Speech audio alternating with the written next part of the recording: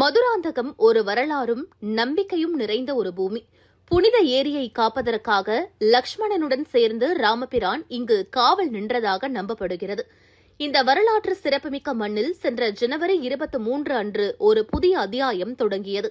தமிழகத்தை பாதுகாக்கவும் மேம்படுத்தவும் பிரதமர் நரேந்திர மோடி அவர்களின் தலைமையில் தமிழக தேசிய ஜனநாயக கூட்டணி கட்சிகள் ஒன்று திரண்டன. இது ஒரு பிரம்மாண்டமான மற்றும் ஒருங்கிணைந்த கூட்டமாக திகழ்ந்தது. மேலும் மதுராந்தகம் பொதுக்கூட்டம் தமிழகத்தில் உள்ள தமிழக தேசிய ஜனநாயக கூட்டணி கட்சிகளிடையே முன் எப்போதும் இல்லாத ஒற்றுமையை காட்டியது. அதிமுக பொதுச் செயலாளர் எடப்பாடி கே பழனிசாமி, பாமக தலைவர் அன்புமணி ராமதாஸ், அமமுக பொதுச் செயலாளர் டிடிவி தினகரன், தமாக தலைவர் ஜி.கே. வாசன், புதிய நீதி கட்சித் தலைவர் ஏ.சி. சண்முகம், இந்திய ஜனநாயக கட்சித் தலைவர் பாரிவேந்தர், தமுமுக நிறுவனர் ஜான் பாண்டியன் பங்கேற்ற முக்கிய தலைவர்கள் ஆவர். இவர்களுடன் அனைத்து கூட்டணி கட்சிகளின் லட்சக்கணக்கான தொண்டர்கள் உற்சாகமாக திரண்டிருந்தனர்.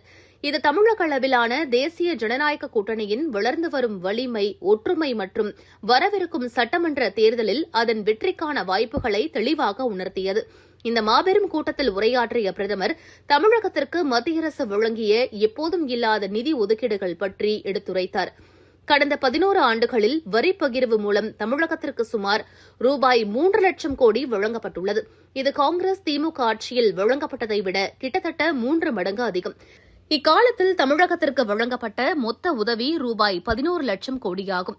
ரயில்வேயை பொறுத்தவரை காங்கிரஸ் திமுக ஆட்சி காலத்துடன் ஒப்பிடுகையில் தமிழகத்திற்கான ரயில்வே பட்ஜெட் ஒதுக்கீடு 7 மடங்கு அதிகரித்துள்ளது. PM கிசான் மூலம் நாடு முழுவதும் உள்ள விவசாயிகளுக்கு சுமார் 4 லட்சம் கோடி வழங்கப்பட்டுள்ளது. பிரதான் மந்திரி மத்ஸ்ய சம்பதா யோஜனா மூலம் மீனவர்கள் பயனடைந்துள்ளனர். 50,000 கிசான் கிரெடிட் கார்டுகள் வழங்கப்பட்டுள்ளன. இதன் மூலம் விவசாயம் மற்றும் மீன்வளம் எப்போதும் இல்லாத அளவில் அதிகரித்துள்ளது. தமிழகத்தில் முத்ரா திட்டத்தின் கீழ் சுமார் 3 லட்சம் கோடி கடன் வழங்கப்பட்டுள்ளது. இதன் மூலம் இளைஞர்கள், தலித்துகள் மற்றும் இதர பிற்படுத்தப்பட்டோர் பயனடைந்துள்ளனர். இதுவரை 60 லட்சத்திற்கும் அதிகமான கழிப்பறைகள் கட்டப்பட்டுள்ளன. 1 கோடிக்கும் அதிகமான வீடுகளுக்கு குழாய் மூலம் குடிநீர் வழங்கப்பட்டு அடிப்படை வசதிகள் மேம்படுத்தப்பட்டுள்ளன. மேலும் ஜல்லிக்கட்டு மீட்டெடுப்பு, திருக்குறள் மற்றும் சுப்பிரமணிய பாரதியார் ஆகியோருக்கு அளிக்கப்பட்ட அங்கீகாரம் மற்றும் காசி தமிழ் சங்கமம் போன்ற முயற்சிகள் மூலம் தமிழ் கலாச்சாரத்தின் மீது தேசிய ஜனநாயக கூட்டணி கட்சிகள் கொண்டுள்ள ஆர்வத்தை பிரதமர் உறுதிப்படுத்தினார். மாநிலத்தில் ஆட்சியில் இல்லாமலேயே இவ்வளவு செய்திருக்கும்போது மத்தியிலும் மாநிலத்திலும் ஒரே கூட்டணி ஆட்சி அமையும்போது ஒரு இரட்டை என்ஜின் அரசாங்கத்தின் கீழ் வளர்ச்சி எந்த அளவிற்கு இருக்கும் என்ற எண்ணம் மக்கள் மத்தியில் ஏற்பட்டுள்ளது. ஆனால் இதுவரை திமுக அரசு என்னதான் செய்துள்ளது? திமுக அரசு எண்ணற்ற வாக்குறுதிகளை அளித்தாலும் அதன் சாதனைகள் 0 என பிரதமர் கடுமையாக விமர்சித்துள்ளார். உண்மையில் மக்கள் மத்தியில் திமுக அரசாங்கம் ஒரு CMC அரசாங்கம் என்று அழைக்கப்படுகிறது. அதாவது C என்றால் கரப்ஷன், M என்றால் மாஃபியா, C என்றால் கிரைம் ஆகும். இவர்களின் நிர்வாகம் ஒரே ஒரு குடும்பத்தின் நலனை சுற்றியே சுழல்கிறது. ஊழல் தலைவிரித்தாடுகிறது. இளைஞர்கள் போதைப் பொருள் பழக்கத்திற்கு தள்ளப்படுகிறார்கள். போதைப் பொருட்களும் மாஃபியாக்களும் சுதந்திரமாக இயங்குகின்றன.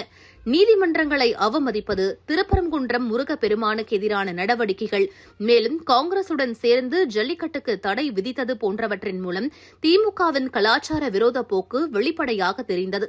உண்மையில் திமுகவை வீழ்த்துவதற்கான கவுண்டவுன் தொடங்கிவிட்டது என்ற தெளிவான செய்தியை மோடியின் மதுராந்தகம் கூட்டம் வழங்கியுள்ளது.